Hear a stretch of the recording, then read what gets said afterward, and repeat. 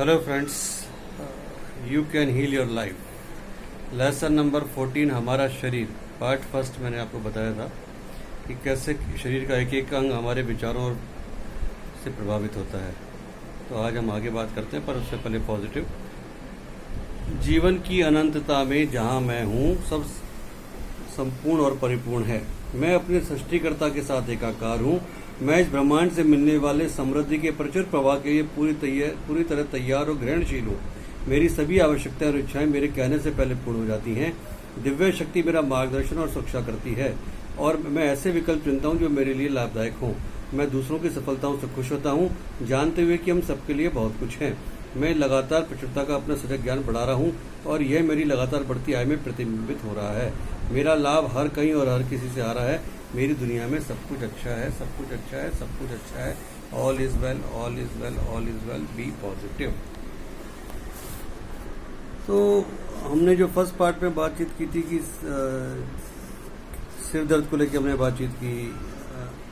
बातचीत की गर्दन और गले को लेके, हमने बातचीत की अपने बालों को लेके, हमने बातचीत की अपनी बाहों को लेके, हमने बातचीत की अपने हाथों को लेके, हमने बातचीत की अपनी उंगलियों को लेके, पीठ को लेके, कि कैसे इन सब का हमारे विचारों पे से इन सब बॉडी पार्ट्स पे क्या इफेक्ट आता है। अब हम आगे बढ़ते हैं। फेफड़े जीवन को अपनाने और जीवन छोड़ने की हमारी क्षमता को प्रदर्शित करते हैं। फेफड़ों में समस्याओं का आमतौर पर यह अर्थ होता है कि हम जीवन को अपनाने से डरते हैं या संभवतः हम ऐसा महसूस करते हैं कि हमें पूर्ण रूप से जीवन जीने का कोई अधिकार नहीं है। महिलाएं पारंपरिक रूप से बहुत उथली सांस लेने वाली होती हैं और अक्सर खुद को द्वितीय श्रेणी का नागरिक मानती हैं। आज ये सब बदल रहा है। आज महिलाएं समाज की महत्वपूर्ण सदस्य हैं और पूरी तरह वे गहरी सांस ले रही हैं। मुझे महिलाओं को खेल में देखना अच्छा लगता है। महिलाओं ने खेतों में हमेशा काम किया है, लेकिन इतिहास में पहली बार महिलाएं खेलों में उतरी हैं। उनके शानदार शरीरों को देखकर बहुत अच्छा लगता है।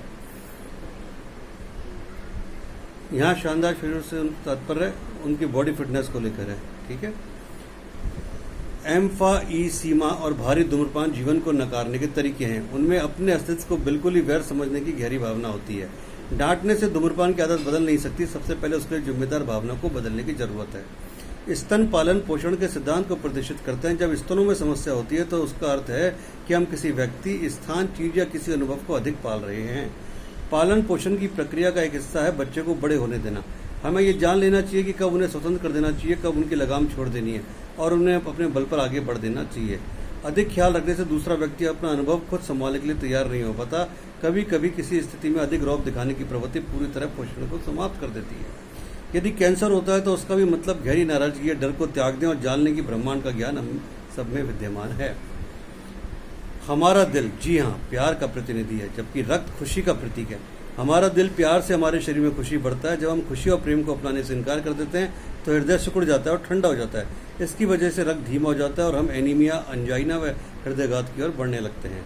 हृदय हम पर आघात नहीं करता। हम अपने ही उत्पन्न किए हुए सोप ओपेरा और नाटकों में इतने फंस जाते हैं कि अक्सर उन छोटी छोटी खुशियों पर ध्यान देना भूल जाते हैं जो हमारे आसपास होती हैं। हम बरसों तक अपने दिल से सारी खुशियों को निचोड़ते रहते हैं और अंत में वह पीड़ा से कराने लगता है। जिन लोगों को हृदयघात होता है वे कभी खुश नहीं रहते। यदि वे समय रहते जीवन की खुशियों को अपना नहीं लेते तो उन्हें दूसरा हृदयघात हो सकता है।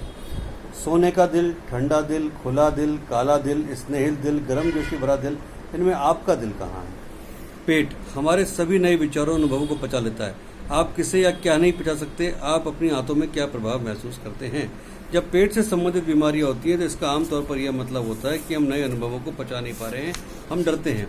हम में से बहुतों को याद होगा जब कमर्शियल वायुयान पहले लोकप्रिय हुए थे, यह नया विचार पचाना मुश्किल था कि हम धातु के एक बड़ी ट्यूब में बैठकर सुरक्षित वायु मार्ग से जा सकते हैं। हम सीट पर थ्रो अप बैग, उल्टियां करने वाले बैग थे और हम में से अधिकतर लोग उनका इस्तेमाल करते थे। हम यथासंभव सावधानी से अपने बैगों में उल्टियां करते थे और उन्हें बंद करके परिचारकों को पकड़ा देते थे, जो उन्हें एकत्रित करने में अपना काफ़ी समय खर्च करती थी। अब बहुत वर्ष बीत चुके हैं और हालांकि बैग अब हर सीट पर होते हैं, उन्हें शायद ही इस्तेमाल में लाया जाता है।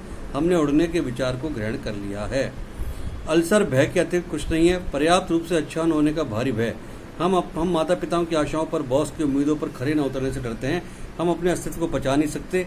हम दूसरों को खुश करने की कोशिश में अपनी पूरी जान लगा देते हैं। चाहे हमारा काम कितना ही महत्वपूर्ण हो, हमारा आत्मविश्वास बहुत कम होता है। हम डरते हैं कि उन्हें हमारे बारे में पता चल जाएगा। जननांग किसी स्त्री के सबसे स्त्रियोचित भाग, उसके नारित्व, किसी पुरुष के सबसे पुरुषोचित अंग, उसकी मर्दानगी हमारे पुरुष संबंधी सिद्धांत या हमारे किसी संबंधी सिद्धांत को प्रदर्शित करते हैं। जब हम अपने पुरुष या महिला होने से सहज नहीं होते, जब हम अपनी सेक्सुअलिटी को प्रतिबिंबित करते हैं, जब हम अपने शरीर को गंदे या पापमय के रूप में मानकर अस्वीकार कर देते हैं, तो हमें अक्सर जननांगों में समस्याएं होती हैं। मैंने शायद ही किसी ऐसे व्यक्ति को देखा है जो ऐसे घर में पला हो जहाँ जननांगों और उनके कार्यों को उनके सही नामों से बुलाया जाता हो। हम सब एक या दूसरे प्रतीकों की भाषा के साथ बड़े होते हैं। आपके परिवार में कौन सा नाम इस्तेमाल किया जाता, वह वहाँ नीचे जितना हल्का हो सकता है। साथ ही ऐसे नाम हो सकते हैं जो महसूस कराते हैं कि आपके जननांग गंदे और घृणित हैं। हाँ, हम सब इस विश्वास के साथ बड़े होते हैं कि हमारी टांगों के बीच की वह जगह कुछ सही नहीं है। हालांकि जैसा रोजाल्मेंट सेल्फ कन्विक्शन संस्थापक ने कहा, माँ का भगवान के विषय में हम में से उसने जरूर सोचा। आपकी माँ ने 3 वर्ष की आयु में आपको ईश्वर के बारे में जो ही बताया था वह अब भी आपके अवचेतन मन में मौजूद है, जब तक कि आपने उसे छोड़ने के लिए जानबूझकर कुछ प्रयास न किए हो। वह ईश्वर क्या क्रोध में आने वाला या बदला लेने वाला भगवान था? वह ईश्वर सेक्स के बारे में क्या महसूस करता था? यदि हम अब भी अपनी सेक्सुअलिटी और अपने शरीर के बारे में अपराध बोध की उन आरंभिक भावनाओं को ढो रहे हैं, तो हम निश्चित रूप से अपने आप को सजा दे रहे हैं। मूत्राशय समस्याएं, मलाशय समस्याएं, वेजिनाइटिस और प्रोस्टेट तथा लिंग संबंधी समस्याएं एक ही वर्ग में आती हैं। वे हमारे शरीर और उनके सही कार्यों के औचित्य के बारे में विकृत धारणाओं से उभरते हैं। हमारे शरीर का हर अंग अपने विशेष कार्यों के साथ जीवन की एक उत्कृष्ट अभिव्यक्ति है। हम अपने लीवर या अपनी आंखों को गंदा या पाप में नहीं मानते, तो हम अपनी जननांगों को वैसा क्यों मानते हैं? मलद्वार उतना ही खूबसूरत है जितने कान। अपने मलद्वार के बिना हमारे पास उन चीज़ों को त्यागने का कोई रास्ता नहीं होगा जिनकी अब हमें कोई आवश्यकता नहीं है, और हम तत्काल मृत्यु को प्राप्त हो जाएंगे। हमारे शरीर का हर अंग और हमारे शरीर का हर कार्य बिल्कुल सही और सामान्य, प्राकृतिक और खूबसूरत है। मैं सेक्सुअल समस्याओं के साथ आने वाले ग्राहकों को अपने गुदा, लिंग या योनि के साथ उनके सौंदर्य के लिए प्रेम सहित संबंध स्थापित करने को कहती हूँ। यदि आप यह पढ़ते हुए शुभ हो रहे हैं, तो आप अपने आप से उसका कारण पूछें। किसने आपको अपने शरीर के किसी अंग को अस्वीकृत करने के लिए कहा? निश्चित रूप से ईश्वर ने तो नहीं। हमारे यौनांग हमें आनंद प्रदान करने के लिए हमारे शरीर के सबसे आनंददायक अंगों के रूप में सृजित किए गए। इसे नकारना पीड़ा तथा कुंठा उत्पन्न करना है। सेक्स सिर्फ सही नहीं बल्कि गौरवपूर्ण तथा अद्भुत है। हमारे लिए सेक्स उतना ही सामान्य है जितना हमारे लिए सांस लेना या भोजन करना है। बस एक पल के लिए इस ब्रह्मांड की विशालता की कल्पना करने का प्रयास करें। यह हमारी कल्पना से परे है। अपने नवीनतम उपकरणों के साथ हमारे बड़े से बड़े वैज्ञानिक भी उसके आकार को माप नहीं सकते। इस ब्रह्मांड के भीतर कोई आकाश गंगाएं हैं। इनमें से एक छोटी आकाश गंगा के सुदूर कोने में एक छोटा सा सूर्य है। उस सूर्य के चारों ओर कुछ बिंदु चक्कर लगाते हैं, जिनमें से एक को पृथ्वी ग्रह कहते हैं। मेरे लिए यह विश्वास करना मुश्किल है कि वह विस्तृत एवं बुद्धिमत्ता जिसने इस पूरे ब्रह्मांड को जन्म दिया, वह पृथ्वी के ऊपर बादलों में बैठा केवल एक वृद्ध आदमी है। मेरे यौन अंगों को देख रहा है, जबकि बचपन में हम में से बहुतों को यही बात सिखाई गई। यह जरूरी है कि हम उन मूर्खतापूर्ण पुराने विचारों को छोड़ दें जो हमारे किसी काम के नहीं होते और हमारा विकास नहीं करते।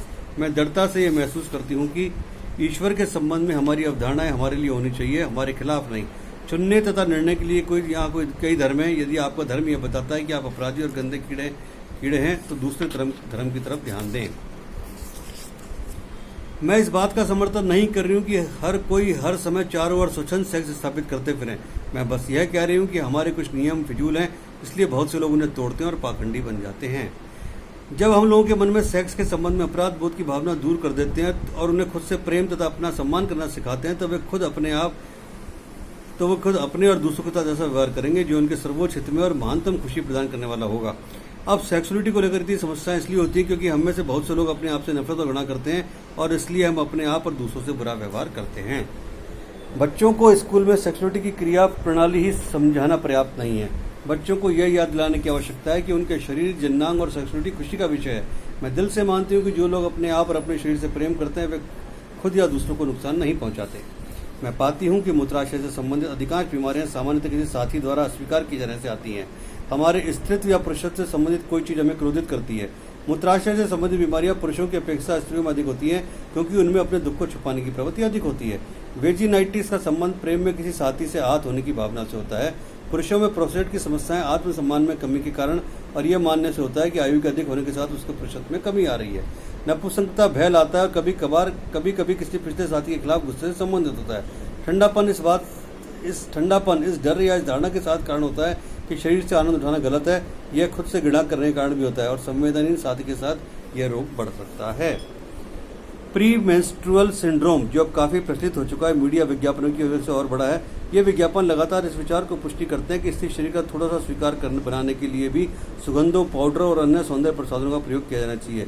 जबकि महिलाओं को अब समान रूप से सम्मान दिया जा रहा है, उनमें ये नकारात्मक विचार भी भरे जा रहे हैं कि स्त्रीयोचित प्रक्रिया स्वीकार्य नहीं है। इसके साथ आज चीनी का उपयोग अधिक किया जाना भी प्री मेंस्ट्रुअल सिंड्रोम के लिए एक उर्वर धरातल तैयार कर देता है। मासिक धर्म और रोजोनिवृत्ति सहित सभी स्त्रियोचित प्रक्रियाएं स्वाभाविक प्राकृतिक प्रक्रियाएं हैं। हम उन्हें उसी रूप में स्वीकार करना चाहिए। हमारा शरीर खूबसूरत, शानदार और अद्भुत है। मेरी यह धारणा है कि यौन समस्याएं लगभग हमेशा सेक्सुअल अपराध बोध से संबंधित होती हैं। यह इस भावना, जो कि अक्सर हमारे अवचेतन मन में होती है, से आती है कि सेक्सुअल अभिव्यक्ति सही नहीं है। यौन रोगों के भाग के कई साथी हो सकते हैं, लेकिन केवल वही से प्रभावित होते हैं जिनकी मानसिक और शारीरिक प्रतिरक्षा प्रणाली कमजोर होती है। हाल के वर्षों में विपरीत लैंगिक संख्या में हर्पीज के मामले में वृद्धि हुई है। यह एक ऐसा रोग है जो हमारी इस धारणा कि हम बुरे हैं के लिए बार बार हमें लौट कर आता है। जब हम भावनात्मक रूप से निराश होते हैं तो हर्पीज बढ़ता है। यह हमें बहुत कुछ बता देता है। अब उसी सिद्धांत को समलिंगी समुदाय पर लागू करते हैं, जहां उनके पास अन्य लोगों द्वारा जैसी सारी समस्याएं तो होती हैं, साथ ही समाज का एक बड़ा हिस्सा उनकी और उंगलियां उठाकर उन्हें बुरा कहता है। आमतौर पर उनके अपने माँ बाप भी कहते हैं तुम बुरे हो। यह बोझ उठाने के लिए बहुत बड़ा भारी है और इन परिस्थितियों में अपने आप से प्यार करना कठिन है। यह कोई आश्चर्य की बात नहीं कि समलिंगी संबंध वाले पुरुष सबसे पहले एड्स नामक भयावह रोग से पीड़ित हुए थे। हेट्रोसेक्सुअल सोसाइटी में युवावस्था की महिमा मंडन की वजह से बहुत सी महिलाएं बूढ़ी होने से डरती हैं। यह पुरुषों के लिए उतना कठिन नहीं होता, क्योंकि वे कुछ बाल सफेद होने पर विशिष्ट होते हैं। अक्सर बुजुर्ग पुरुषों को सम्मान मिलता है और लोग उनसे सलाह भी लेते हैं। ऐसा अधिकतर समलिंगी पुरुषों के साथ नहीं होता, क्योंकि उन्होंने एक ऐसी संस्कृति बनाई है जो यौवन और सौंदर्य पर काफी जोर डालता है। हालांकि हर कोई शुरू में युवा होता है, लेकिन कुछ ही लोग सौंदर्य के मानदंडों पर खरे उतरते हैं। शरीर के भारी सौंदर्य पर इतना अधिक जोर दिया गया है कि उसके अंदर की भावनाओं को पूरी तरह उपेक्षित कर दिया गया है। यदि आप युवा और सुंदर नहीं है तो जैसे आप कोई महत्व रख सकते, वह व्यक्ति महत्वपूर्ण नहीं है, केवल शरीर महत्वपूर्ण है। यह विचार शैली संपूर्ण संस्कृति के लिए एक लज्जाजनक है। यह ऐसा कहने का एक और तरीका है कि समलैंगिक पुरुष अच्छे नहीं होते। समलिंगी पुरुष दूसरे समलिंगियों से जैसे व्यवहार करते हैं, उससे कई समलिंगी पुरुषों के लिए बूढ़े होने का भयावह अनुभव होता है। बूढ़े होने से बेहतर है मर जाना। और एड्स ऐसी बीमारी है जो अक्सर मार डालती है। समलिंगी पुरुष अक्सर ये महसूस करते हैं कि जब वे अधिक आयु के हो जाएंगे तो वे अनुपयोगी और वांछित हो जाएंगे। इससे बेहतर पहले खुद को नष्ट कर लेना है, और बहुत से लोगों ने स्वयं को नष्ट करने वाली जीवन शैली अपना ली है। कुछ धारणाएं प्रवृत्तियां जो समलिंगी जीवन शैली का अंग होती है भयावह होती है, और एड्स एक भयावह रोग है। इस प्रकार का दृष्टिकोण और व्यवहार बस मन की गहराई में अपराध बोध को उत्पन्न कर सकता है, चाहे हम कितना भी कैंप करें। कैंपिंग मनोरंजन के साथ ही अत्यंत विध्वंसक भी हो सकता है, देने वालों के लिए भी और आप प्राप्त करने वालों के लिए भी। ये नजदीक और आतंकता को टालने का एक और तरीका है। मैं किसी भी रूप में किसी के मन में अपराध बोध उत्पन्न करने का प्रयास नहीं कर रही हूँ, परंतु हमें ऐसी चीजों पर ध्यान देने की जरूरत है जिन्हें क्रम में बदलने की आवश्यकता है, ताकि हमारा पूरा जीवन प्रेम, खुशी और सम्मान के साथ गुजर सके। 50 वर्ष पहले लगभग सभी समलिंगी पुरुष अलग अलग तरह होते थे। अब ये समाज में ऐसे समूह बनाने में सफल हो गए हैं जहाँ वे अपेक्षाकृत खड़े होते हैं। मुझे दुर्भाग्यपूर्ण लगता है कि उन्होंने जो कुछ बनाया वह उनके समलिंगी भाइयों के लिए काफी पीड़ादायक है। हालांकि सामान्य लोग समलिंगी जैसे व्यवहार करते हैं वह खेदजनक है, लेकिन समलिंगी पुरुष अन्य समलिंगी जैसे व्यवहार करते हैं वह दुखद है। पारंपरिक रूप से महिलाओं के मुकाबले पुरुषों के अधिक यौन साथी रहे हैं, और जब पुरुष एक साथ मिलते हैं तो निश्चित रूप से सेक्स अधिक होगा। यह ठीक है। बात हाउस एक अद्भुत आवश्यकता की पूर्ति करते हैं, जब तक कि हम गलत कारणों के लिए अपनी सेक्सुअलिटी का इस्तेमाल न कर रहे हों। कुछ पुरुष आनंद के लिए नहीं बल्कि आत्मसम्मान की अपनी आवश्यकता को संतुष्ट करने के लिए और अधिक साथी रखते हैं। मुझे अधिक साथी होने की बात गलत नहीं लगती, और कभी कभार शराब और कुछ दवाओं का इस्तेमाल भी ठीक है, यदि हम हर रात अपने नियंत्रण से बाहर आ जाते हैं। और जब हमें केवल अपना महत्व साबित करने के लिए हर दिन कई साथी की आवश्यकता पड़े तो हम विफल के पथ पर नहीं जा रहे। हमें कुछ मानसिक परिवर्तन करने की जरूरत है। यह उपचार का समय है, पूर्ण होने के लिए, निंदा का नहीं। हमें अतीत के प्रतिबिंबों से निकलना चाहिए। हम सभी श्रेष्ठ हैं, जीवन की अद्भुत अभिव्यक्ति। चलिए हम इसकी मांग करें। बाकी कल